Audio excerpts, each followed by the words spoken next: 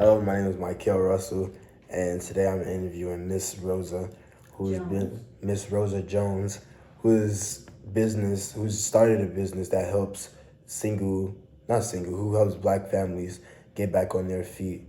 Which Miss Rosa, you can explain Young more families. about. And it won't be just Black families, it's young families. Oh, So starting out young parents, it's hard for a young person to rent an apartment. And a lot of times because they don't have credit and they're coming from their parents' house, they have not established themselves. And people really don't sort of lend a hand to help them establish themselves. They have to jump through a lot of hoops in order to get an apartment. And getting an apartment, you have to have a line of credit, you have to be able to pay a down payment, you have to have a deposit and all of that, and at least 2 to 3 months worth of rent. A young person starting out just having a family, they really don't have that. So my thing would be to help them progress throughout life by providing them a place to stay, along with supportive services to help them on to their next phase in life. Now, their next phase in life, whether it's deemed that, oh, I want to go back to school and get my education, or I want a job, or whatever it might be, I'm willing to help them do that and to find the resources to support them in that area. So that's what that's all about. that's nice. Why did you decide to start the business? Because I was a young parent. And as a young parent, starting out on my own, I was married at the age of 19. So I got married at 19 and trying to find a place for me, my husband, and my children. And I started having my children early. So I was a mother already. And I could not, nobody would rent to me. And so I did find this one place that was willing to rent to me, but I had to have a co-signer. And having a co-signer, a lot of people don't want to co-sign because they don't know if you're going to be a good tenant or a bad tenant and break bad, and then they lose their money. So the cards were stacked against me. Nobody really wanted to do it. And however, I found someone who was willing to co-sign for me to get my first apartment. So that's somebody willing to take me into their building, and then somebody willing to help me get a co-signer to co-sign for my apartment.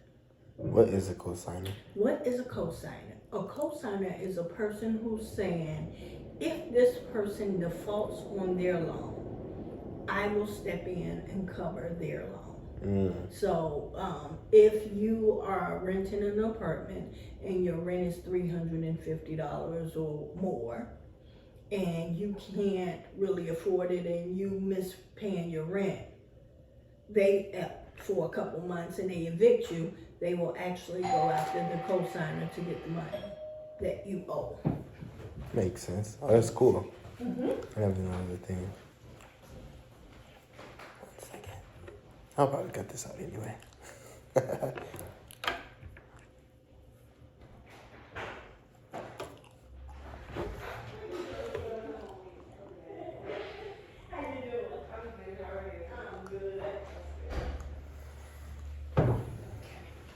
So your chips are in here on the table. Thank you. You're welcome. Y'all could have invited me. Next time. Okay. Okay, ready? All right, my next question is, how do you deal with fear and doubt with your business? I am spiritual. I'm not religious. I don't go to church. But I do believe in there's a higher power that is guiding me and my footsteps through this path. So, whenever I feel like I'm fearful of some step, I speak to my Heavenly Father and ask Him to cover me and to guide me. And whether I take that step or I don't take that step depends on which way that information came to me. It's beautiful. Not where. Do you follow any routines each day? Do you have a structured day? I do have a structured day only because I work 2 jobs. Oh. So my 2 jobs keep my day structured, and I am a case manager in the AM, so I work from 8 a.m. to 4 p.m. and then from 4 p.m. to 11 p.m. And 4 to 11, I'm a residential counselor here at Boys Hope Girls Home. And so my routine, currently I wake up, feed the dog, take the dog out for a walk, come back in, prepare myself. All the while I'm listening to gospel. Make me a cup of coffee and head out the door to go and support my clients in their endeavors. So as a case manager, I'm working with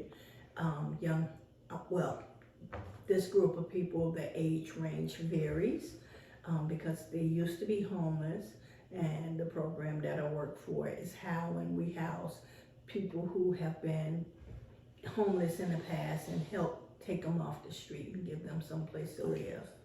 And so with that, I make sure that they have what they need and are staying on top of what they need to do to maintain their housing. That's also really nice. Where do you see your business in 5 to 10 years? In 5 to 10 years, so my business, I am starting off with a small group first, working with 2 to 3 families, and making sure to tweak the plan to make sure that I got it the right way and that I'm doing the right things with them. So it is a learning lesson because not everybody that comes to you are ready. So I have to screen people to make sure that they're ready for transitioning. And so making sure that that right tweak is done and that they're willing to do what they're supposed to do, so that when they graduate from the program and move from the program, they'll be moving into a better place. And so making sure that happens. And so in 5 to 10 years, I'm hoping to have, if not doubled my numbers, tripled my numbers. So instead of working with just 3 families, maybe working with 12 to 15. And the house is gonna be way bigger, right? Well, it won't just be a house, it'll be another building. So the building that I'm going for, I will live in it as well. And so by me living on site, I will be close to that first group of cohorts that's learning and developing and growing. And so I'll see firsthand what's going on with them. In the next building that comes up, I will take on an additional set of people and help them out. And I won't be there on site. Just, hey, you're stepping up. Okay, that's cool. So, What do you think is the hardest part about being an entrepreneur?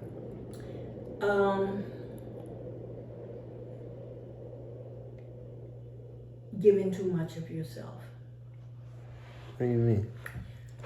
A lot of times you give too much of yourself and you lose yourself in your endeavors. So because I've been in social services for over 30 years now,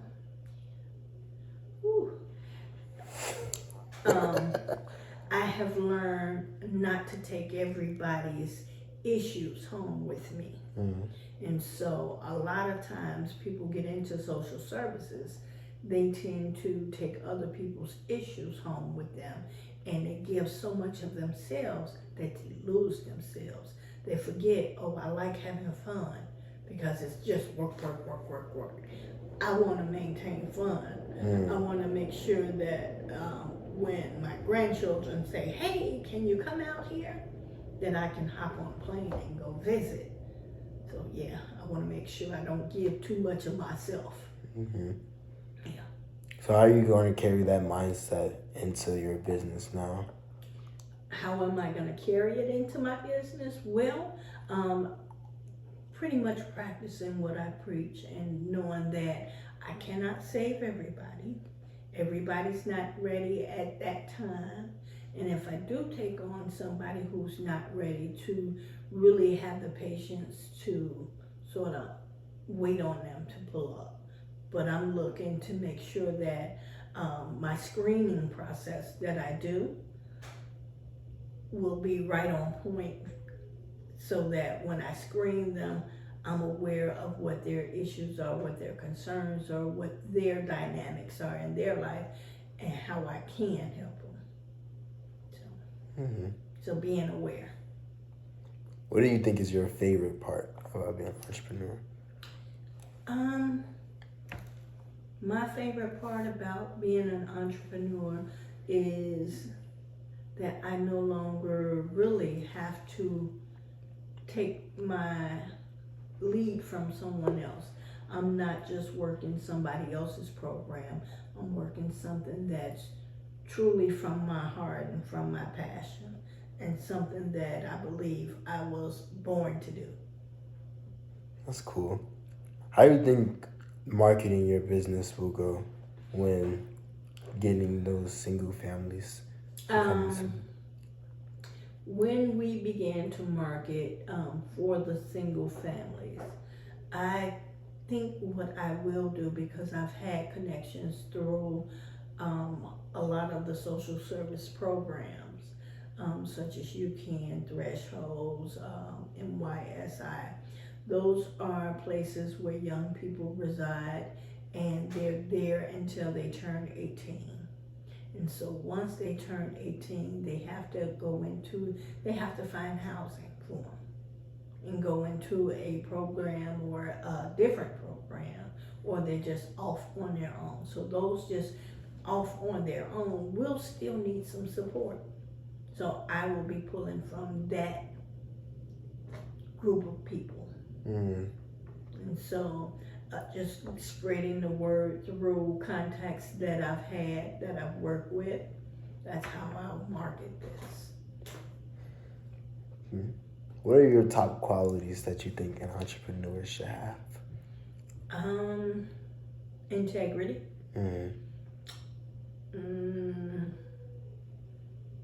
Being a self-starter.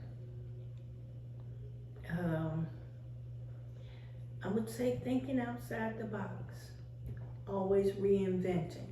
And I would say someone who reflects and reflect back on, how it made them feel, because people don't really remember what you say or something you did, but they will remember how you made them feel. And being aware of that, my thing would be to make sure that people don't feel bad around me. And that when I'm able to engage with them, that it's something that lifts them up. That's smart. How do you think you've grown personally from being an entrepreneur? Do you think you've grown in the qualities that you just said? I think I have. I've always been like a leader and someone who designs everything. Any job that I've taken on, I've sort of led the way. So I'm learning to step back sometimes. And that's something that I learned with this job, is to step back and allow others. So yeah, I believe I'm growing. One of my questions also, what do you look for when outsourcing your business? Or do you look for partnerships as well? Well, what would I look for outsourcing? Changes in policies. The policies now that we have towards renters and how they want to ask for so much money. is not healthy. It's not good for people in general. I'm looking for a place to stay. You want me to pay rents nowadays for, I would say a studio is anywhere between $900 and $1,200. And so if you're paying that much for a studio apartment and then I tell you, oh, I'm gonna need your first month's rent and a security deposit and your last month's rent, think about how much money you gotta come up off of just to move in. And that's not even moving your items into the building. Mm-hmm. So changing policies. Yeah, changing those policies about those fees, changing the policies against age, because a lot of times when I was really young and looking for an apartment of my own, because I was 17, nobody would rent to me. And I was a mom. Mm-hmm. You know, I'm not a kid, I got a kid myself. I'm still a kid, but I got a kid and I'm trying to find a place to stay. And so knowing that I was looking for a place to stay and I was told no each time, you know, gotta be some kind of policy of once you age out or once you hit a certain age and have a dependent, that people are more lenient about helping you or geared to help you. And so I look forward to others outsourcing me by lending that helping hand. And so it wouldn't just be my program that's working to make sure that young families flourish.